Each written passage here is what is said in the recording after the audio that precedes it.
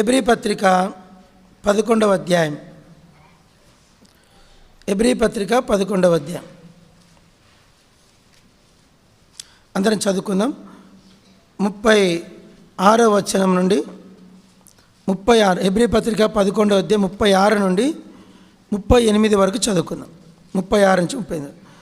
మరికొందరు తిరస్కారములను,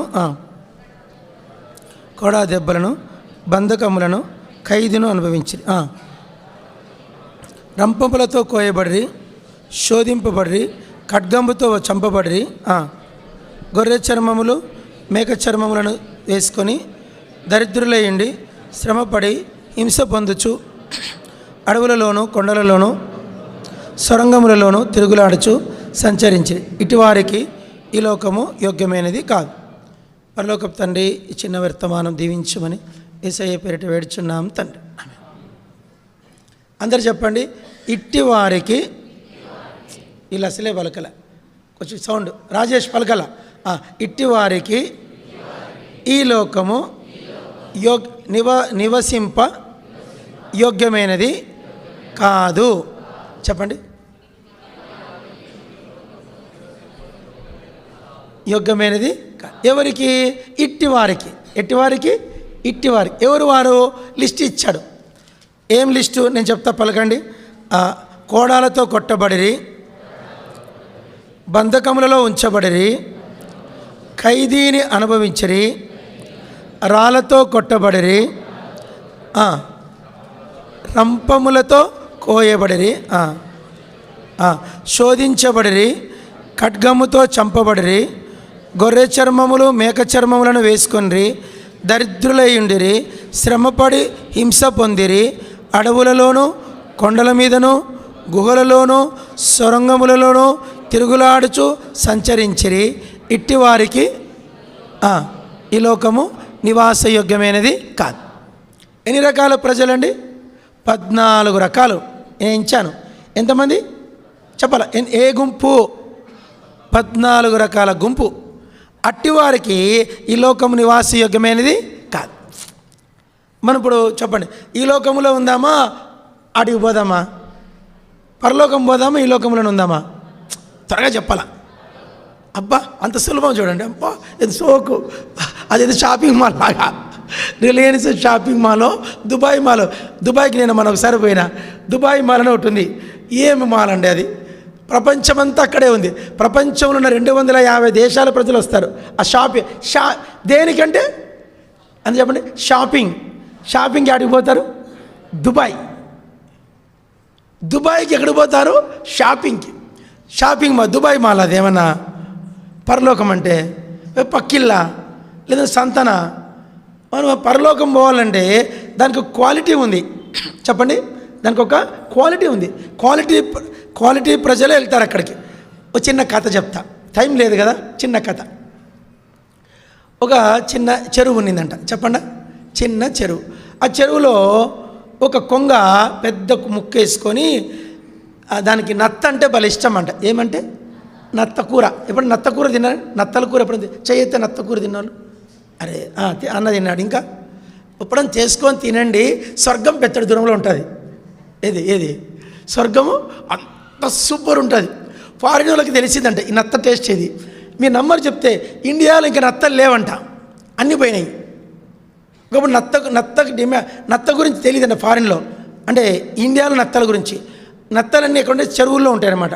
ఈ నత్త టేస్ట్ తెలిసిన తర్వాత ఇండియా నుంచి హైయెస్ట్ కాస్ట్ మెటీరియల్ ఫుడ్ ఏదంటే నత్త అంట. దాని నత్తలు దొరికితే ఇప్పుడు కొల్లేరు చెరువుల దగ్గర ఎక్కువ ఉంటాయి. ఆ చెరువులు గట్టున వస్తాయన్నమాట. నల్లగా ఉంటుంది. మనం చూసే నత్తలు వేరు, అక్కడ నత్తలు వేరు. దాంట్లో మంచి ఒక చిన్న క్రిమి ఉంటుంది. ఆ క్రిమి టేస్ట్ ఉంటుంది, స్వర్గం కనపడుతుంది అనమాట. చాలా మంచి ఖరీదైన ఫుడ్ అది. ఈ కొంగకి ఏమంటే ఇష్టము చెప్పండి? నత్త కూరండి. నత్త దొరికితే ప్రాణం అంటది. సరే, కొంగ ఏం చేసిందంటే నత్త కొరకు వెయిట్ చేస్తూ ఉందంట. నత్త వెయిట్ చేస్తూ ఉంటే అంతలోనే అందరు చెప్పాలా, దేవలోకము నుండి ఒక దేవహంస వచ్చిందంట. ఏ హంస? నత్త చూసిందంట. హంస ఎట్లుంటుందండి? ముద్దుగా బొద్దుగా చుట్టంతా బొచ్చు, తెల్లగా చక్కటి ముక్కు, తురాయి, చాలా అందంగా ఉంటుంది. ఏది? హంస. పాలు నీళ్ళు కలిపి వస్తే పాలు మాత్రమే తాగి నీళ్ళని వదిలేస్తుంది. ఏది? దాని క్యారెక్టర్ చాలా. బైబిల్లో ఎక్కువ కాలం బ్రతికే ప్రాణి ఏదంటే హంస అంట. హంస వల్లే నేను దీర్ఘాయుష్మంతుని అవుదును గాక. ఎవరన్నారు అన్నమాట? యోబు ఆశది, నేను హంసలాగా ఉండాలని. ఎంతమంది హంసలాగా ఉండాలని కోరుకుంటారు? చేయెత్తండి త్వరగా. హంసలో అరే పోనీ కొంగలాగానే చేయెత్తండి. అసలు దొంగలు మీరు హంస కాదు, కొంగ కాదు. ఇది ఎక్కడి మాట మరి తెలియదు. సరే, మొత్తానికి హంసను చూసి, ఆ దేవహంస చూసి కొంగ అనిందంట, నీ అందరు చెప్పండి, నీ దేవురే అనిందంట. ఏమనిందంట అంటే హంస చెప్పిందంట, మాది దేవలోకము అనిందంట. ఏది? మాది దేవలోకం అంటేనే దేవలోకమా, అది ఎట్లుంటుంది అనిందంట. అక్కడ దేవుడు ఉంటాడు. హంస చెప్పిందంట, దేవుడు అంటే ఎట్లుంటాడు? ఇంకేముంటాయి అక్కడ? దేవదూతలు ఉంటారు. దేవదూతల ఎట్లుంటారు అంటే దేవదూతల గురించి అంత చెప్పిందంట. ఇంకేముంటాయి? ఆడ బంగారు వీణలు ఉన్నాయి. ఇంకేమున్నాయి? ఆడ బంగారు పట్టణం ఉంది. ఇంకేమున్నాయి? అక్కడ పరిశుద్ధులు ఉంటారు. ఇంకా ఆడ దూతగానములు ఉంటాయి. ఇంకా కిరీటాలు ఉంటాయి. ఇంకా తెల్లని వస్త్రాలు ఉంటాయి. ఇంకా జీవవృక్షం ఉంటుంది. ఇంకా జీవవృక్ష ఫలాలు ఉంటాయి. ఇంకా జీవజలముల నది, ఇంకా జీవ గ్రంథం. చెప్తానే అయిపోవట్లేదంట. దేవహంస చెప్పండి. అన్నీ చెప్తానే అన్నీ ఇని హంస అడిగిందంట. అందరు చెప్పండి. అక్కడ మీరు చెప్తేనే చెప్తా, చెప్పండి. అక్కడ నత్తలుంటాయా అడిగిందంట.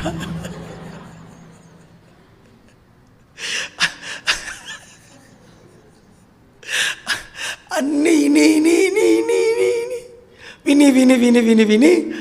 హంస అడిగింద, నా కొంగ అడిగిందంట. హంసను ఏమడిగిందంట? అక్కడ నత్తలుంటాయా అనిందంట. పాపం దానికి బయర్లు గమ్మినాయి. దేనికి? హంస.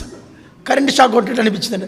నేను ఇన్ని చెప్తే కదా, ఏమేమి చెప్పినా మళ్ళీ ఆడ చెప్తున్నా. అవన్నీ ఇన్ని చెప్పినా కదా, జీవక్రీడము, జీవవృక్షము, జీవగ్రంథం, జీవజలముల నది, జీవం గల దేవుని పట్టణము, జీవం గల దేవుని పిల్లలు, జీవం గల దేవుడు, ఇన్ని చెప్తే అన్నీ ఏమనింది? హంస. కొంగ ఏమనింది? అక్క నిద్రపోతుంది. కొంగ అక్క నిద్రపోతుంది. లేపమ్మా, ఆమె లేపండి. అక్కడ లేపమ్మా. ఇటు ఆమె ఎర్ర చీర కట్టుకున్నాము. నిద్రపోద్ది అక్క. ఓ అక్క మంచి నిద్రపోయింది. చూడు ఇంత మంచి కథ చెప్తే నిద్రపోతే ఎట్లా అక్క?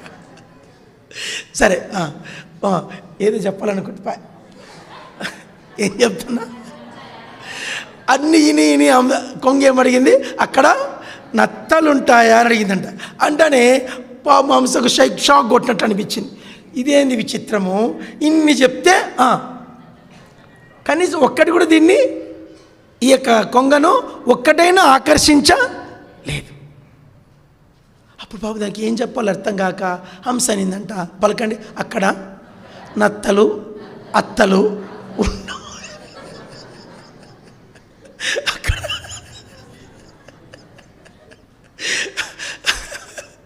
నత్తలుండవు అత్తలుండవు అంటే ఆవిడ కొంగనిందంట. ఆ నత్తలు లేని ఆ పరలోకం నాకెందుకు, నువ్వే పోయిందంట. పాపం దాన్ని బిజీగా మళ్ళీ నత్తల కోసం ఎత్తుక్కుంటూ పోయిందంట. పాపం హంస వచ్చిన పని వేస్ట్ అయిందని చెప్పుకొని మళ్ళీ వెనక్కి వెళ్ళిపోయింది ఆ దేవలోకాన్ని. ఇప్పుడు పరలోకం గురించి ఇన్ని చెప్పినా చెప్పాను లేదండి, పొద్దున్నుంచి అరిసి గొంతే పోతుంది నాకు. మళ్ళీ సాయంత్రం మళ్ళీ సెట్ అవుతుంది. ఇంత అరిసి చెప్తే ఇని మీరేమంటారు? ఆడ సీరియల్ ఉంటుందా అంటారు. ఆడ రేకుల సీరియలా, దీపం సీరియలా? మీకు అర్థం కాల? మీకు వెలిగింది రేకుల సీరియల్ ఉంది. ఒకసారి మా మందిరికి ఒక ముసలమ్మ వచ్చేది, నమ్మకంగా అనసూయమ్మలా అంటే ఆమె వద్దులా అంటే ఏమో అనుకుంటానేమో. ఈమె కాదులేండి, ఆమెకి ఎంత వయసు? 85 ఏళ్ళు. ఎంత? కొడుకు డాక్టర్, పాత విశ్వాసి. అయితే ఒక పోయేసరికి ఎప్పుడు చూసి నా సీరియల్ చూస్తూ ఉంటుంది. అప్పుడు నేను తిరుపతిలో కొత్తగా, నాకు పెళ్లి కాలే. ఆ ముసలమ్మకి 85, నాకు 25. నేను అడిగినాను, ఎప్పుడు చూసినా ఈ సీరియల్ చూస్తావు కదమ్మా, వద్దే చూడొద్దే, చచ్చిపోతే నరకానికి పోతావంటే, బాబు ఏమనుకోవద్దు, ఇదొక్క సీరియల్ చూడకపోతే నాకు అన్నం మరగదు బాబు అని. నాకు అన్నము నిద్ర పట్టదంట. ఏమైంది ఏమైంది ఏమైంది ఏమైంది పొద్దున కల్లా నిద్ర పట్టదంట, కడుపు అరగదంట, కడుపు నస్తుందంట. ఆ సీరియల్ చూస్తే అమ్మయ్య నిద్రపోతుందంట. నేను అడిగిన, ఏం సీరియల్ అమ్మా అంతా నేను అడిక్ట్ చేసిందంటే నిన్నే పెళ్ళాడుతంట. ఆ ముసల్లానికి 85 ఏళ్ళకి